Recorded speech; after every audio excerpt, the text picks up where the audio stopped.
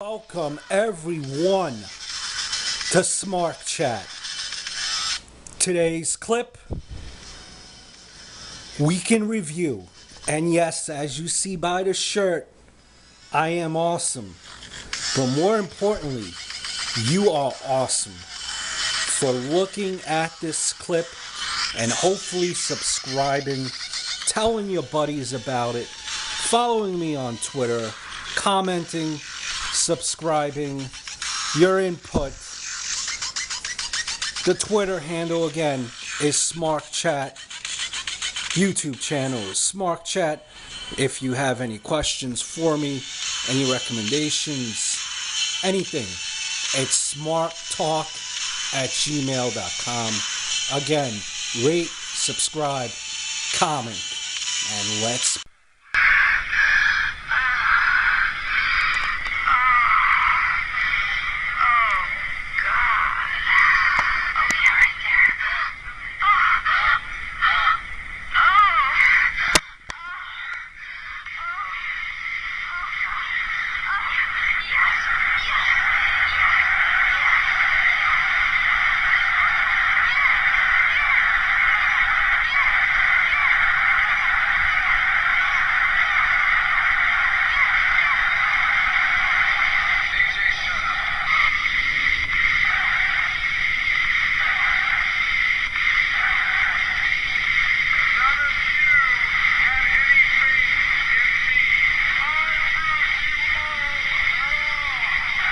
newsworthy clip.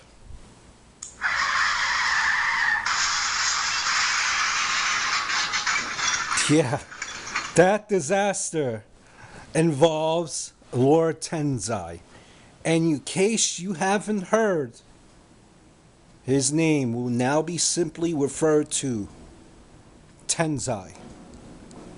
No word yet from the dirt sheets if Tensai will ever get over. But between me and you, how is this guy ever going to get over? He gets no reaction. They've tried everything. I'm tired. Tensai. Sorry. Bye-bye. From the "this is so bad, I can't make this up" news file, TNA has signed Brooke Hogan.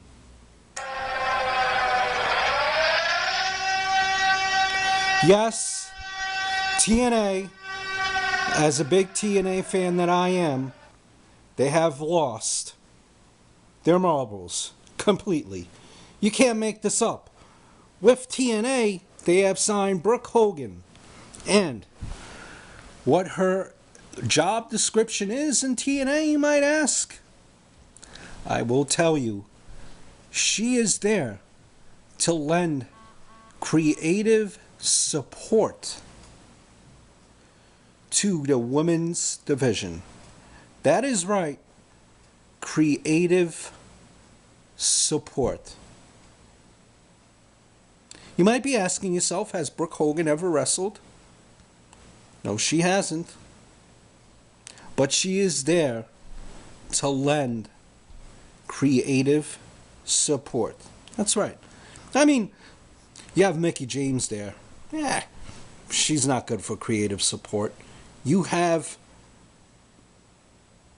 Victoria, not good for creative support. I mean, she's only been wrestling forever. Heck, you even have Winter. Not there.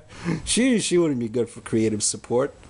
Everyone and anyone is more qualified than Brooke Hogan. Heck, even Miss Tessmacher knows more about the business than Kelly Kelly and Brooke Hogan. I guess that's what happens when your music career fails, your acting career fails, and your dad is Hulk Hogan, where Hulk Hogan simply says, "TNA, I run things around here.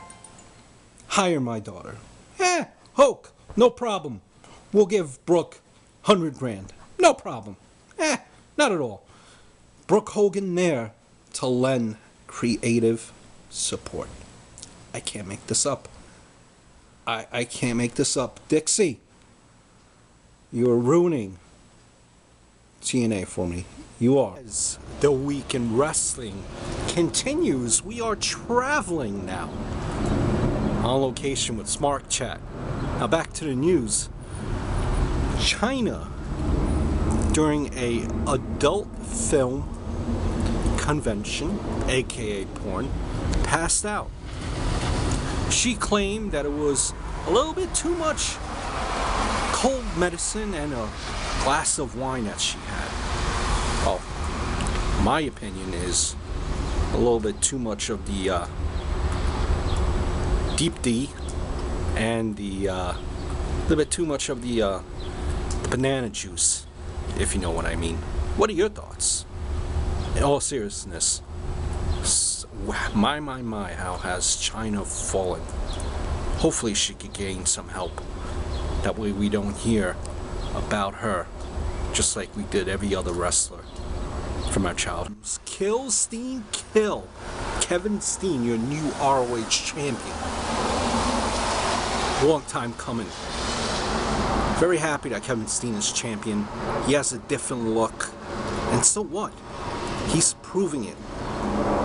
This kid has been ready for 5 years already. 5 years ago he was ready. Say what you want to say about ROH, but it's a great product. Glad that he has the championship now. He's great on the mic. He could do a lot of great things. And he doesn't fit the typical stereotype of what a finger quote wrestler should look like. Going back to ROH, they do have a TV deal. They're not seen here in New York, but obviously I catch them on the internet. They were part of Sinclair, and Sinclair is a broadcasting company in case you didn't know. Going back 2 weeks or so ago, this has happened more than once. Probably the last 2 times already. They had a huge problem with the iPay-per-view feed. What do you guys think about that? I mean, if you're really not into ROH, if you just started watching it, does this technical difficulties that ROH has been having, and have been blaming iPay-per-view on this, but what do you feel so far with this new deal that they made with Sinclair? Do you think that ROH could take it up to the next level? Me personally, being an ROH fan, you know, I'm still going to watch my ROH. You know, it's a learning curve, but they've been getting a lot of slack. What are your thoughts on this? I think eventually that they could work through this and they could go on to be the next number 3 company, or number 2 for that matter. Maybe, hopefully, even number 2. That Ric Flair might be on the outs with TNA. Finito, goodbye, sayonara. Ric Flair has been with TNA for 2 years now, back in 2010. And rumor is the reason why Ric Flair and TNA are on the outs is mostly on the part of TNA, and the fact of his behavior in the back, outside of the ring, has been a little bit too much. Crazy bar tabs, partying, local businesses complaining to TNA. He's becoming a nuisance. Honestly, Ric Flair is the guy, the man that constantly lives the gimmick. Jet flying, limo riding, son of a gun. At 62, he's not going to stop. I'm sure TNA knew Ric Flair before they signed him.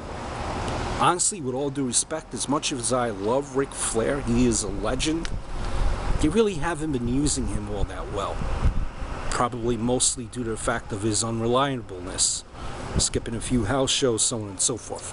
I think it's best that TNA part ways with Ric Flair and open up that roster spot to a new talent.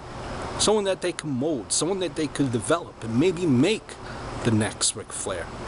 At least that's my opinion. Again, with all due respect to Ric Flair, it's time to step aside and let some of the new blood take over. WWE fans, WWE announced starting July, I believe it was like July 26th or 29th or something like that. They're going now on for 3 hours. Excuse me. The only way I like this going on for 3 hours, and that's a huge load of content, is if we see more wrestling with this additional hour. I don't want it to be promo filled. Another reason to stack up another hour's worth of promos for Raw. Please, I don't want to see John Cena coming out for 3 or 4 promos. I don't want to see Johnny Laurinaitis coming out for 3 or 4 promos. Don't want to see the Big Show more on TV. So, if you're asking my opinion now, I gotta see until it comes out to see exactly what they're doing with this. What are your thoughts? What are your opinions? Do you like it? Do you not like it? Do you think this could be a good thing? Do you think it could be a bad thing? Are you indifferent? Let me know. It's changing the time frame from 8 to 10 now. About 2 weeks from now. And in the same regards too, they will be going live in a short period of time as well. I think this is a huge thing for TNA. Watching something live, crowd reaction, is a lot different than doing something taped. And I think that this will help TNA in the long haul. Honestly, no matter what you haters might say about TNA, Dave Lagana is on board. And Bruce Pritchard, I think Bruce Pritchard could be a good thing for TNA. Let's give TNA a chance.